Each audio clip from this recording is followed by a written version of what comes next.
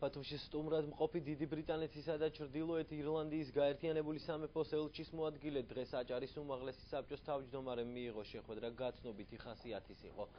მაკმილანი დიდი ბრიტანეთის ელჩის მოადგილედ 4 თვის წინ დაინიშნა და ის აჭარაში უკვე მეორედ იმყოფება.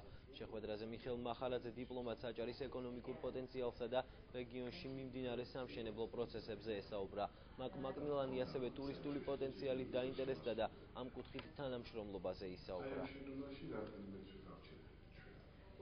თავარი რაც თქვა მან ბოლოს ის იყო რომ მე ძალიან მომწონს საქართველოს ბათუმი და რაც დამაბარებთ როცა ლონდონში ჩავალ რა უთხრა რომ რით დაგიდგეთ თქვენ გვერდით. მე ვთქვი რომ პირველ რიგში ჩამოვიდნენ ტურისტები აქ თავის თვალით ნახო რა ხდება აქ და მეორეც სწამდეთ რომ აქ ცხოვრობს საქართველოში საერთოდ და კერძოდ ბათუმში ძალიან ტოლერანტი, შემწყნარებელი ხალხი